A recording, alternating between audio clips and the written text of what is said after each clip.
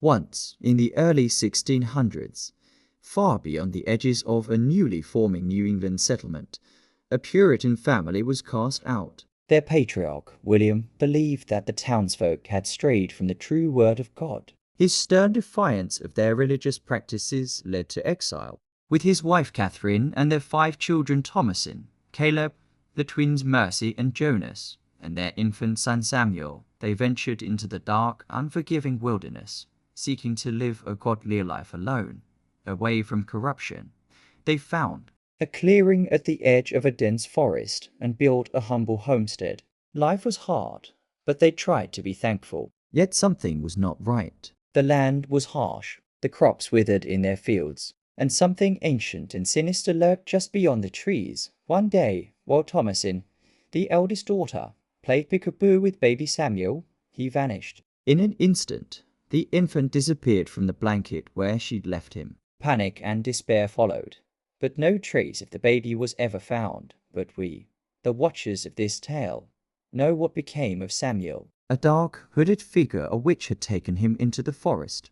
Under the crimson light of dusk, she performed an unholy ritual, using his blood and fat to anoint her body and make a flying ointment. It was the first clear sign.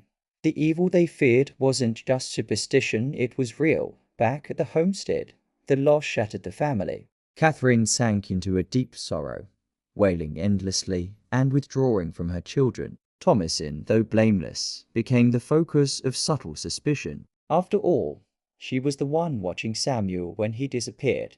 Caleb, the second eldest, still a child, but striving to be a man, tried to help his father hunt and provide. One morning, William took Caleb deep into the woods to check their traps. There, Caleb learned more about sin, temptation, and his father's deepening desperation. William revealed that he had secretly sold Catherine's prized silver cup to buy traps, further straining trust within the family. But it was the forest that continued to haunt them. The twins, Mercy and Jonas, began to speak to their black goat, Black Philip, claiming he spoke back in a man's voice and offered them sweet things. Their childish games took on a darker tone. Was it just imagination, or had something truly infernal seeped into their simple lives? One morning, Caleb sneaked away with Thomasin's help to check the traps again.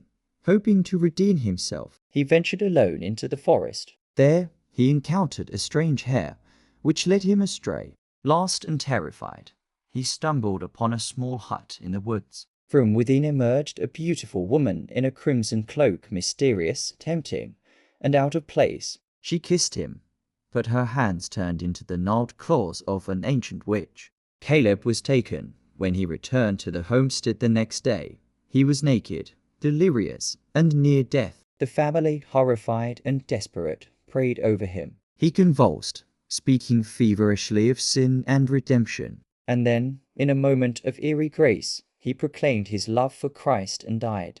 Flame and madness spread like wildfire. Catherine accused Thomasin of being a witch. The twins blamed her too, claiming she had bewitched Caleb and could speak to Black Philip. Thomasin, angry and cornered, lashed back, declaring it was the twins who were in league with the devil, not her. In a state of fear and spiritual frenzy, William locked Thomasin, Mercy, and Jonas in the goat shed for the night. As darkness fell, the terror reached its peak. From inside the woods, the witch returned. She came to the goat shed, her aged face illuminated in the moonlight.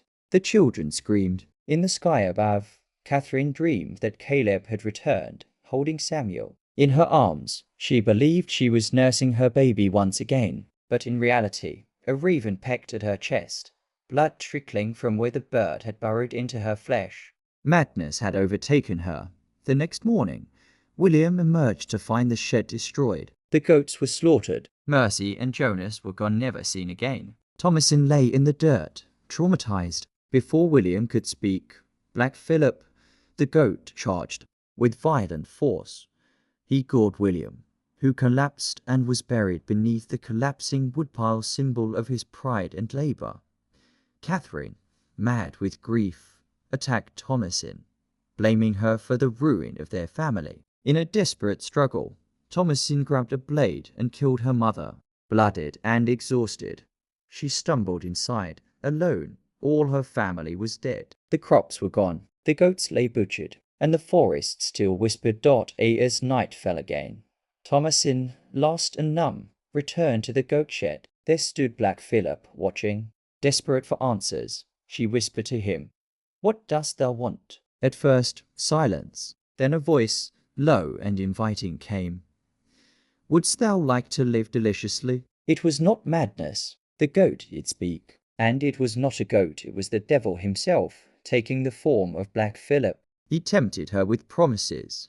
Fine clothes, butter, books, and freedom. "Wouldst thou like to see the world?" he asked. Thomasin, broken and abandoned, said yes. Black Philip led her, now naked, into the forest. There, around a fire, a coven of witches chanted and danced, their bodies floating into the night sky. Thomasin stepped forward, her face lifted to the heavens, eyes wide. She began to rise slowly into the air. For the first time, she smiled.